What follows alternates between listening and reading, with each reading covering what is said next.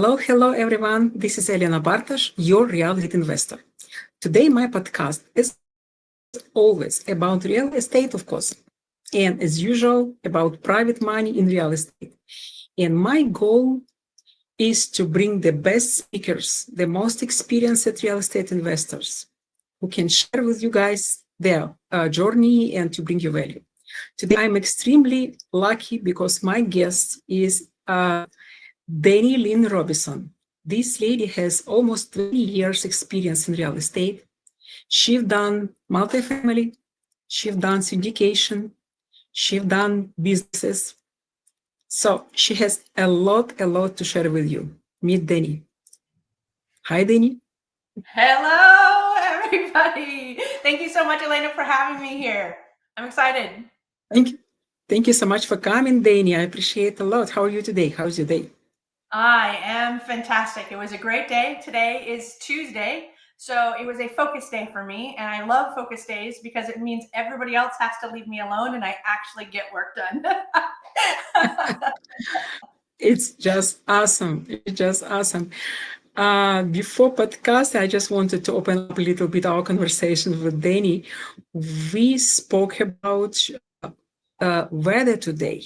Today is June 24th, 2025. I live in Massachusetts. Today we had 100 degrees in Massachusetts. It's so freaking hot today.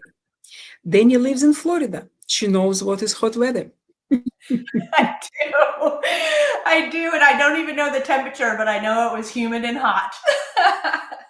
Oh my gosh. What part of Florida do you live in? Could you please remind me? Yes, we're in Davenport, Florida, which is just southwest of Orlando. We wanted to be close to Disney. If you can see my background, you can tell I like Disney. Oh, wow. Yep. Cool. Okay, thank you so much, Dani. For those who does not know you, could you please tell us who is Dani Lynn Robison? That is a great question. So I don't like to label myself too much, but I will say that I love business. I love real estate. I love freedom, and I love passive income. That's how I describe myself. I am with you. Dani, I'm totally with you.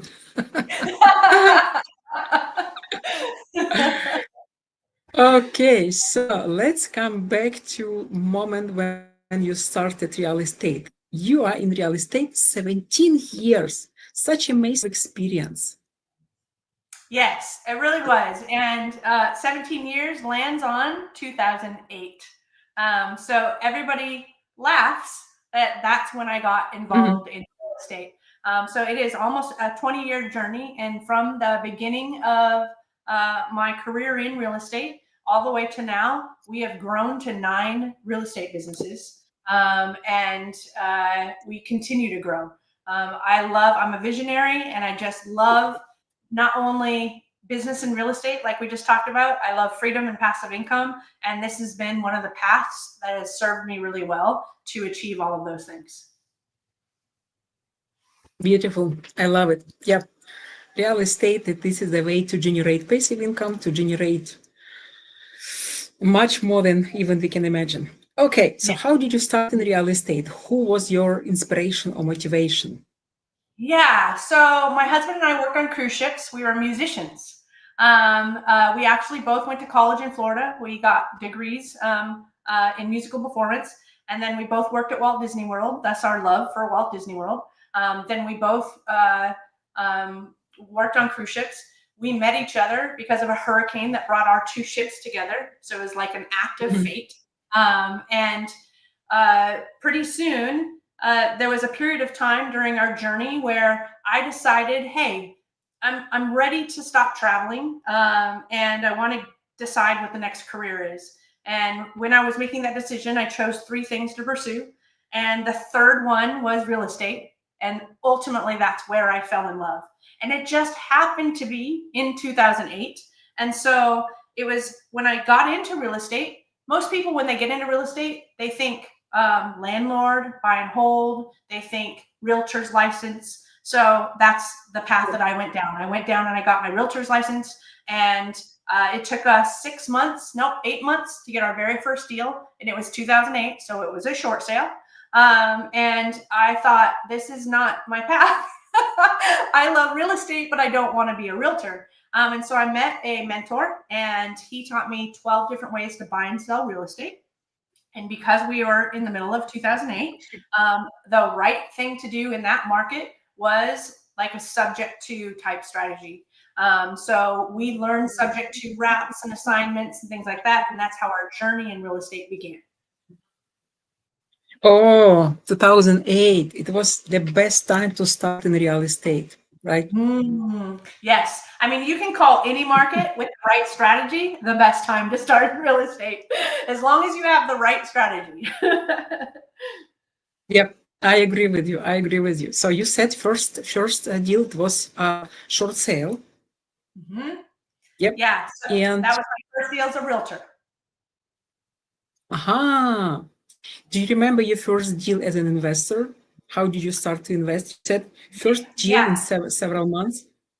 Yeah, so my first deal as an investor was much faster than as a realtor. In fact, we probably got our first deal within the first month. And it was because we hired a coach to learn from. These days, you just can go on what we call YouTube University, which is where we're all right now. And you can learn for free, which is fantastic. But the coach, really told us, this is the market that we're in, and this is how you're going to find houses. And this is the type of deals that people are going to need. And so a subject to deal, if you don't know what that is, or if your audience doesn't know what that is, that's essentially a deal where you are buying the house subject to the existing lien. And in 2008, a lot of people wanted to sell, but they couldn't sell. And so we started going to neighborhoods, and we had bright colored paper, and we wrote, hi, we're real estate investors, and we're interested in buying your house. Please call us, whatever. And we had a black Sharpie marker, and we copied it like 200 times. And every morning we'd go and roll up these things and put it in people's doors. That's how we got our phone calls. And eventually, within a month of us doing this strategy, our very first deal was a homeowner who couldn't sell their house, and they needed help because they were underwater, according to the market, because of the crash. And so we went ahead and bought that property subject to, and then assigned it to a buyer who couldn't get a loan because of the crash and because of the market, and the lending requirements were tougher. And they put down a down payment. That down payment was our fee for brokering the transaction. And so they bought this house.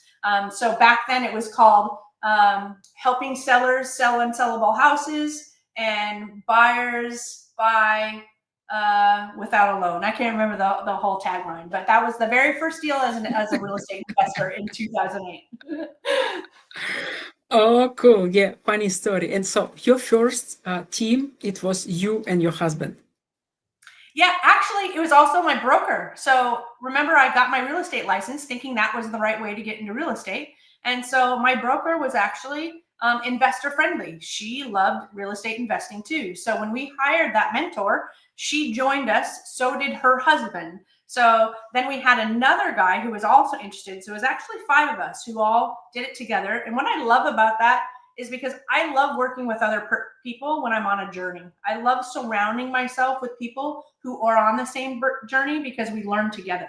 That's why I love podcasts like these, because people who are on a similar journey as you are listening and learning and asking questions. And together, we all help each other grow. So that team was 5, and it was to essentially help us all learn and grow faster. Dani, I'm so grateful for these, your words, because this is absolutely truth.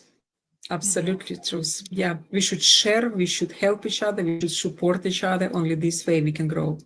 I so appreciate the words. Thank you so much.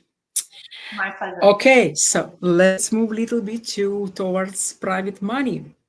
When did you get to the moment when you realized you have to involve other people's money? That's a great question. So for a long time, I did not. So a long time, I did real estate strategies that required no money. There was a point in my career where I decided, based on the market, that my strategy needed to change. And with that change, it was going to require private money. So I started talking to people and I started telling them about my history in real estate and what I've done and what I'm doing now and how I'm evaluating properties. And so we started buying and flipping houses, and we worked with a partner who had done it for years. So I was able to borrow his credibility, right? Of this is who I'm working with. He's done it this long. He knows what he's doing. I am helping. I'm borrowing the money. And so that's how the private money lending journey began. And as soon as we did one deal with one person, they loved the experience so much. They not only did it again, they told their friends about it.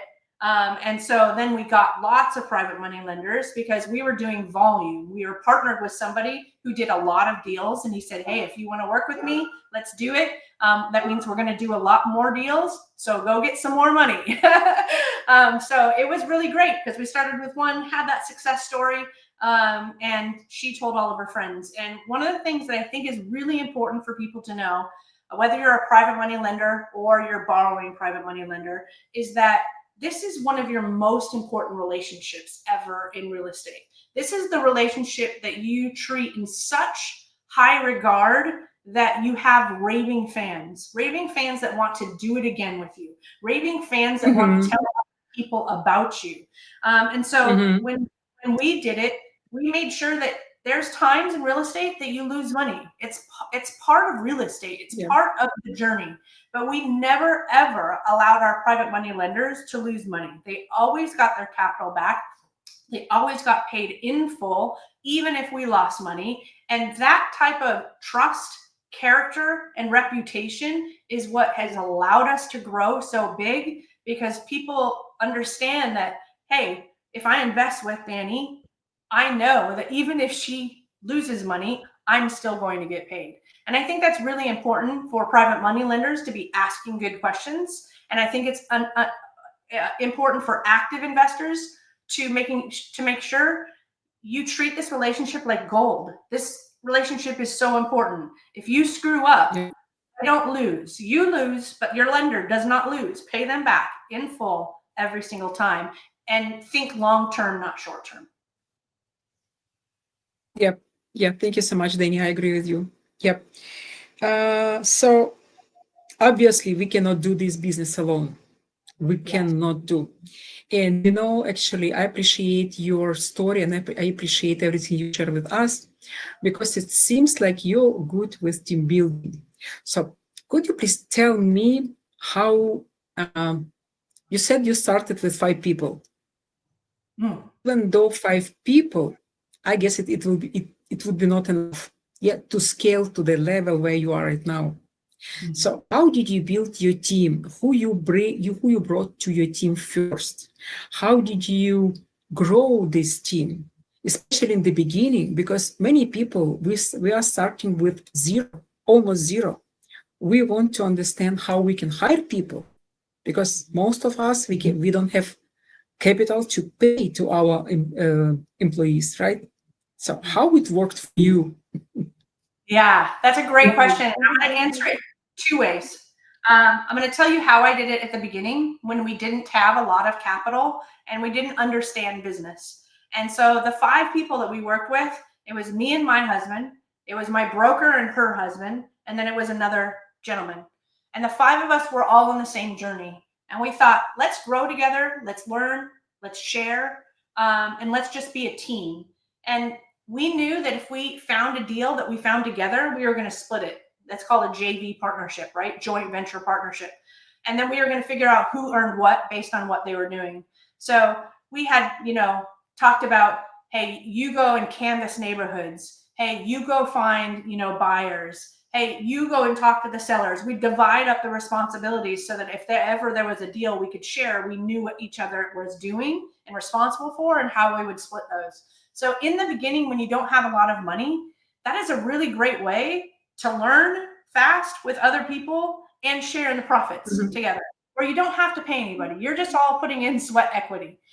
It's also important, in my opinion, that you follow somebody and part of that partnership is somebody who's done it before, because it's so easy to make mistakes, right, in real estate. And when you don't know what you don't know. So always having somebody experienced on your team is how I've been able to grow so fast, because always hired mentors, hired coaches, or said, I don't have money to pay you. Can we do deals together and I'll learn that way and you'll get to, reap money from the work that I do so that I can learn. Mhm. So I think that's a good way to start at the very, very beginning. Now, if you do have even a little money, I'm going to tell you a couple different ways. Let me tell you who our first hire was when we decided we were going to bring on an employee. Our first hire was an administrative assistant. And the reason it was the first hire is because my time, in order to make the kind of money I wanted to make, should be spent talking to sellers, talking to Mhm. buyers, managing the scope of work if I'm flipping in the real estate, finding private Mhm. lenders. It shouldn't be all the administrative work that anybody could do if I just gave them enough direction. So what I did is I listed out all the things that I do in my day. Flip, my husband, listed out all the things that he did in his day. And we essentially circled the items that somebody else could do if we just trained them. And then we understood the rest that was stuff that we should do. That's what actually makes us money. So once we had that list of things we could train somebody else to do, we hired an administrative assistant and we started training them one by one and essentially just sat with them and said, here's what we do. And we did it with them until they felt comfortable doing it on their own. And I will say that training is one of the most important aspects. Some people who are visionaries like myself, we like to say, here, do this, and then not train people. We just want to go back and go get another deal. And so training is really, really important. And I was better at that at the very beginning than I am now. Now I let other people do it so that I can just focus on the things that I do. But I would say that's hire number one. And we hired a USA person for that. They actually worked out of our living room in our house. Mm. And it was a really great relationship. She actually still works with us to this day. She was our very first hire and is still with us. So she's just amazing, beautiful lady. And it's what made it possible for us to grow, because if we didn't hire her, we'd still be doing tasks that we shouldn't be doing to be able to grow. So I would say that's hire number one. And if you don't have the money to hire a USA person, I would say you could exchange knowledge for that help, right? So you could say, hey, I'll teach you, or I'll give you access to my learning materials if you will help me for X number of hours per week. Here's what I need you to do. And it could be a way for somebody else to learn and they take things off your plate. Or you could say, Mhm. I'll share the profits of any deals that we do. I'll give you 10% of the deal if I close anything, if you're willing to help me with these tasks. Those are creative Mhm. ways to start leveraging other people. You also can hire people from the Philippines for very little money. I have 30 people on my team from the Philippines. And Oh, it can be, wow. it can be anywhere from $2 an hour to, I think, $13 an hour is probably our most expensive VA. It does take some patience and understanding to be able to train somebody virtually like that. But there's some phenomenal people in the Philippines that are more Mhm. than willing to help. And it's very, very inexpensive for you to do that. Amazing. Amazing, Dani. Thank you so much for sharing. For those guys who are with us right now, just wanted to remind you today our podcast is about private money in real estate. And my guest is wonderful lady, real estate investor with 17 years experience, Dani Lynn Robison. Dani has experience with multifamily, with syndication, with buying businesses, and many other much more experience in real estate. Thank you so much, Dani, for being today with me and for being so transparent and open, telling all this story. Guys, if you have questions you want to ask Dani, please put in the chat and Dani will answer them. Cool. Dani, thank you so much. Okay, so how did you start with private lenders? What was your idea to meet more of them, meet more private lenders? And how did you structure your deals in the beginning to, involving private lenders? Yeah, so I met private money lenders from our network. So social media was a really great way for me to, when I was getting started. So I would just reach out to people and in the groups and start having conversations and see who is doing what. And ultimately, that just built some relationships over time and some trust because we got to see each other in our journey. And so there was one private lender that I worked with. She was my very, very first one. I structured the deal. So she actually, it was a conversation. So we're talking back and forth about our real estate journey. And she said, you know, I've got some extra money. And I don't have time to do a deal for right now. I'm taking care of my son. I've got my food truck business and I just, you know, I want to make sure that I'm earning a return. And so I was like, oh, you know, this is something I'm looking for anyway. It just kind of happened through a conversation. I said, would you like to be a private money lender on this deal that we're doing? And she was like, yeah, tell me more about the deal. And so I can't remember. I'm going to tell you two ways that I've structured things. Sometimes I will ask, how much do you have to lend? And if they have $25,000 to lend and I can do the rest, I will say $25,000 is great, no problem. Then there's times where I'll say, I have a $100,000 house. I'm buying it for $40,000. The rehab is going to be 20. Can I borrow 60? I will structure, you know, a PDF that says the property address, the purchase price that I'm buying it for, the rehab and what we're doing, any closing costs. I put together a nice professional presentation for them. So I've done it both ways. And it's been really nice because it allows for great win-win conversations. People don't feel pressured. I just say, hey, I want to find people who are willing to lend. Here's my history. Here's what I'm working on. Is there a capital amount that you're looking to lend to somebody on a real estate deal backed by real estate? Or do you want me to present a deal to you and you'll look at it? And if you like the deal, then you'll lend. And people would answer that question.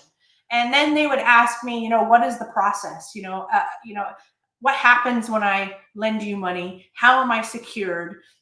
So I'd answer all the frequently asked questions, right? And so I would explain, hey, we're going to find a deal. We're going to look at it. We're going to evaluate it. I'm going to send you a pamphlet that says all the information about the property, all the pictures, all the rehab, all the financial information. We will likely, at that point in time, we were doing rehabs within 4 to 6 months, sometimes faster if it was a small rehab. So I said, we'll probably have your money for maximum of 6 months. I said, but we're going to structure it for a year. And the reason why we're going to structure it for a year is because we don't know what's going to happen. There's going to be a rehab. And what if we need a permit? And if we need a permit, it's going to take time. And because I can't predict that, then I would like to ask for a year, but I'm probably going to do it in 4 to 6 months and give you your money back plus interest. Is that okay? And then I explain what happens when we're ready to close and we sell it, and how we do a payoff statement, and how the money that we borrowed will be paid back to them in full, plus the interest that we promised them, and that they would sign the release on the mortgage. That's how they were secured. So I walked them A to Z, very slowly, very in plain English. I didn't use words that were confusing to a lender who may not be familiar with real estate. And I said, do you have any questions? Would you like to see an example of a PDF that I would send to a lender? And so I would send that as a follow-up email. Here's an example of a deal I just did. And then I would say, reply back to me and let me know when you're ready. I don't want to rush you. I don't want to pressure you. But if you'd like to be a lender on a future deal, just reply back to that email and let me know. And I would say 90% of the time, at that point when I said that, they said, oh no, I want to be a lender. I would like to work with you. And I would say, okay, great. I'm still going to send you this information so you have it, so that you can see what you're going to receive when I do my next deal. I'm going to give you 24 hours to be able to reply back to me whenever I send you a deal. Because if you don't want to do it, that's 100% okay. I just need to send it to another lender who is interested in doing it. And so they would understand that process and the timeline that I needed their response. And I would ask them, how much do you want to start with?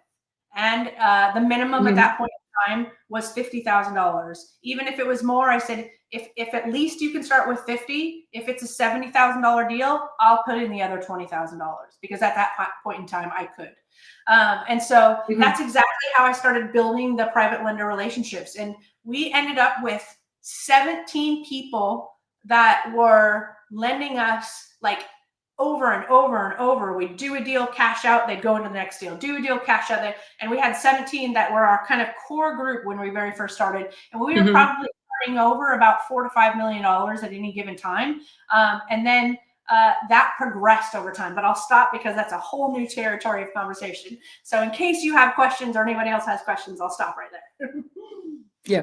Thank you so much, Dani. So impressive, so impressive. And it sounds like you really had strong team even in the beginning, because you were able to scale fast. Yeah, you had strong people.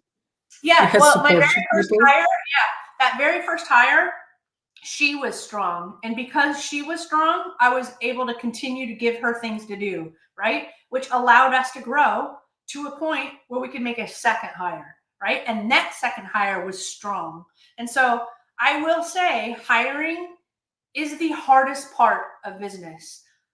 They don't say hire slow, fire fast for the fun of it. It's true. Like when you have a bad apple, like get rid of them quick. But when you're hiring your first person, be slow, set correct expectations, maybe have a 2-week trial period. Make sure you like them, they like you, they understand the job, they're good at the job. Maybe give them a test beforehand. Hey, here's something, and look at their attention to detail, because when you're working in real estate, attention to detail means everything. They screw up a number, like you're in trouble. I think it was really the success of having a really good first hire allowed us to grow and make that second hire. And that good hire allowed us to grow and make the third hire. We still have, I think, of the first 3 hires, we have 2 of the 3 hires still with us. That's how strong they were. And they're just amazing people. Yep, it's great experience. And what did you learn, and what kind of mistakes did you make in your journey? Do you remember your first fail, really failed? Yeah.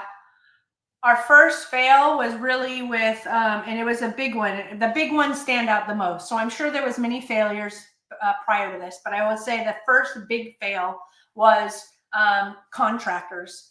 And this was probably, out of all the failures in business and real estate, I will say contractors are over 60, 70% of it. Working with contractors is really, really difficult. They either give you a bad scope of work, or they don't show up, or they steal your materials, or they steal stuff in your house, or they charge you for things that they didn't do. Or I've had so many horror stories of bad contractors, and I've lost so much money. And that's why at the beginning of this conversation together, I shared how important it is that you never allow your private money lender to lose money when you lose money. It was my mistake, right? I was doing so many deals, I didn't have time to go to the house every single day. I couldn't check and make sure that they were there. I couldn't check and make sure they weren't damaging things. I couldn't make sure that they were doing everything correctly. I couldn't make sure that when I paid them that they did everything they said they were going to do. And so as we grew, we were growing fast. We hired people to go visit those houses and do those jobs because I didn't have time to do it anymore. But the people hired to go visit the houses and do that job, they weren't doing what they were supposed to do. So here I am continuing to build the business, trusting this person to go do the things I used to do and double check the contractor work. They weren't doing a good job, and therefore the contractors knew that they weren't being watched, and they felt it was easy to, steal or damage or not do things the right way, invoices for things not done wrong. So I would say my biggest fail in real estate, period, is numerous instances where contractors just didn't do us right. And so either, let's just say we were going to make $50,000 on a deal. Maybe we made $30,000. Maybe we lost $20,000 because a contractor just screwed us over. But there's been instances where we lost money. Like we were going to make $100,000, and we not only didn't make $100,000, we lost $50,000. So there's been catastrophic failures when it comes to contracting. And I would say that's the biggest lesson is as you grow your team, you just have to be really, really methodical about knowing what they're doing, training them to make sure they understand what they're doing, and then most importantly, hold them accountable to be doing what they say that they are doing. So that could mean a lot of different things depending on what type of real estate that you're doing. Thank you so much, Dani. Thank you for being so transparent. Yeah, it's actually issues with contractors. It sounds really, really scary because this is what I'm doing. I'm doing fix and flip, and I'm doing BRRRR. It's my main strategy, and I'm pretty much in the beginning on my way. But yeah, I'm very much familiar how Yes. it's difficult to find good, reliable contractor who will show up, who will come to complete project, who will not lie, who is reliable, who is honest.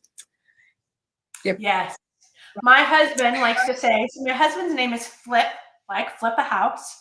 And he likes to say that good contractors are like leprechauns. You want to hide them in your pocket and not share it with anybody. So once you find your great contractor, it's like finding a pot of gold. Just hide it and keep it to yourself. But because it is so hard, it's so hard to find a good contractor. So I hope you find one. I hope I will, because so far I have several people and I want to test them and to find this golden one, my leprechaun, and to hide. That's right. That's right. I will say, I'll give you a little bit of a tip. This didn't help us because we had so many houses that we couldn't go to all of them to make sure the contractors are showing up. And that's the biggest problem, right? Is the contractor showing up. And then stolen materials or damaged, stuff. And so we use SimpliSafes. And so we would put a SimpliSafe in all of our houses, and we required our contractors to have a code, and that they had to enter the code when they arrived, and they had to set the alarm when they left. Whether they left for lunch or it doesn't matter, the alarm always had to be on, and that was part of their contract. And that meant on our phone we were able to see what time they got to the house, anytime they left the house, and then when they ended their workday. There was one time where somebody got smart and he had 2 rehabs that were close together. So he would go to our house, set the alarm, and then he would go to the other house and work. And so we thought he was there working, but he was actually at the other house working, but he just knew to go to our house first and do the alarm. Like, that's how creative they get. And I'm just like, what? Like, once you lose trust with me, you just lose trust. I don't want to work with you anymore. So it was, again, short-sighted. And I don't work with people who are short-sighted. But that's just a tip if it helps anybody. SimpliSafe alarm systems really helped us. Beautiful. So you said alarm system, it is a cell phone application, correct? Yeah. So SimpliSafe, I think probably just Google SimpliSafe, SimpliSafe, I think is what it's called. SimpliSafe, if you want to say it that way. But yeah, it'll connect to your phone, and you can even turn on like the alarm from your phone. So there was sometimes our contractors left, we would text them and go, hey, like it's like 7 o'clock. Are you guys still there? Oh no. And we'd say, well, you didn't set the alarm. Oh, sorry, we forgot. And so we would set the alarm from our phone. So that helped us just have peace of mind for break-ins, squatters, materials that might be stored in the house, whatever that may be. So yeah, you can do everything from your phone, and it's not that expensive. I want to say it was like $25 a month for an alarm. And so we had an alarm at every single house. I think we had like 20 alarms, and we would just keep on moving them house to house as we did rehabs. Cool. Yeah. Very interesting. Yeah. Thank you so much, Dani, for this tip. I'm definitely going to use it. Absolutely. Absolutely. Okay, guys, if you are with us right now, don't forget, today our podcast is about private money lending in real estate. Today, my guest, wonderful lady, extremely experienced real estate investor, Dani Lynn Robison. She has 17 years experience in real estate. So feel free, please, to ask any questions you want to ask her, put them in the chat, and Dani definitely will answer your questions. And besides that, I'm going to put Dani's social media link under this video. So please, those guys who will be watching us in the future, please feel free to reach out to Dani directly. She is happy to share with you and answer your questions. Yes. Thank you so much, Dani. So probably we have around 5 minutes left of our podcast. So let's move a little bit further to your journey. So do you remember how fast you scaled within, let's say, couple of years? What was your biggest win in a couple of years? Yeah, so I know how fast we scaled because we've pretty much started a company every year. So within 5 years, we had built 5 companies. And so one of the things we did, because I like to think big, like I don't want to do a couple houses. I want to do 100 houses. You know, now I'm doing apartments and senior housing and self-storage and like all these things. I love going big. And so knowing that, we knew that or we were learning through failures that contractors are hard to work with. So let's build our own renovation company. Hey, property managers are hard to work with. Let's build our own property management company. Instead of hiring realtors to list our properties, let's have our own brokerage. Wholesalers were drawing up on deals. So let's build our own acquisition company. So I would say that my biggest win, I feel, is the ability to vertically integrate and control all of the pieces of the puzzle so that less and less and less mistakes were made. Yep. Less failures happened. We had more control over the situation and protecting our deals, protecting our bottom line, protecting our lenders' money. That really, really helped us because in the beginning, a lot of the failures were stemmed on trusting somebody else who did not deserve to be trusted. And we did not know that until we worked with them and found it out. It was just one of those hard lessons. You had to test them and then learn they weren't trustworthy, and then test somebody else, learn they're not trustworthy. And it's just a crazy, you know, roller coaster of a ride. And so I would say my biggest accomplishment was learning quickly that the more that I can control, the better I can protect myself and the people who work with me. Yeah, great advice. You see, it's big and great skill to be able to grow to the level when you can do your business as much hands-off as possible, but to control it in the same time. This is talent. Yes, 100%. 100%. I think that there's, for people who don't want to grow, not everybody wants to be big like I do, right? Some people just want to get into real estate, have their portfolio, make passive income, and live a wonderful life that's peaceful, that's free, that's safe. And I think for them, I think it's just really, really important to find the people you can trust, because I could have just kept searching and found my contractor leprechaun that I would use over and over and over. And I could have done that instead of building a renovation company. And I could have kept and finding a property management company that I trusted instead of bringing it in-house. I could have found those people that I trusted. I just chose to bring it in-house because I wanted to go big. So I think that there's just an opportunity for anybody listening, for those that don't want to go big and say, Dani's crazy, I don't know like why she did all that. That's a lot of work and I don't want to do that. I think that you can still have that peace of mind and success in real estate by simply never giving up on your search to find somebody that you trust and find somebody that you can build your real estate portfolio with so that you can have peace of mind and live a great life. Yeah, I agree. People is everything in this business. I agree. Cool. Okay. Thank you so much, Dani. It was awesome podcast. So much great information, so just brilliant experience you shared with us. And for the conclusion, I would ask you to give us any kind of golden nuggets that you would like to share with people, especially maybe with newbies. Yeah. If you're a newbie, I think we nailed it. I think no, I'm going to say something different. I'm going to go a little off. I think if you're new, there's two paths in real estate. There's the path of the active investor and the path of the passive investor. And I think many people confuse the path they want to go down. And I think you, Elena, are the active investor. That's what you love. And you work with passive investors who love to loan you money, right? They're two different paths to wealth. One person wants to own and control real estate. One just wants their money working for them and earning while they live their life and do what they love to do.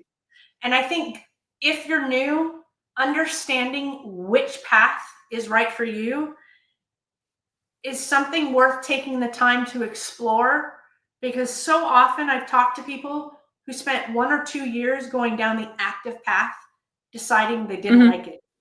They're like, I lost money. It was a side hustle. I didn't get to spend time with my family because I was trying to learn real estate, when really I could have just gone down the passive route and spent that quality time with my family and earned money. I could have loaned money to Elena, right? And earned money instead of spending 2 years trying to do it myself. When that really, and I just think that instead of rushing into a decision, taking a minute to really understand the life of an active investor. So talking to you and saying, what do you do every day? What are your concerns? What are your challenges? And then talking to a passive investor who maybe lends you money and say, what do you do every day? And for some people, they're going to realize that being a passive investor, being a private money lender, is way more fun and peaceful than being an active investor and doing all of the work. That's what I've learned. That is probably the best gold nugget I could give people. Thank you so much. Thank you, Dani. Great advice, great experience. Yeah, I appreciate everything you just shared with us. Thank you so much. My pleasure. Thank you so much for having me. It was a pleasure to be here. Thank you so much, Dani. It was a big pleasure for me, huge pleasure for me having you as my guest today. Thank you. Thank you. Yeah. See you. Talk to you soon. Bye. Bye. Guys, thank you so much for being today with us. This podcast was great. My guest she is absolutely great. Please don't forget, you can find Dani's Lynn Robison link under this video. Even if you will be watching art in the future, you always can contact Dani directly. And if you are a private money lender or you're considering to start lending in real estate, please reach out to me directly, because I'm a real estate investor as well. And I'm buying, I do flips, and I do BRRRR. So please reach out to me. I'm always happy to extend my network with lenders. And thank you so much for being today with us. I appreciate all of you and each of you guys. And have a good night. Bye-bye.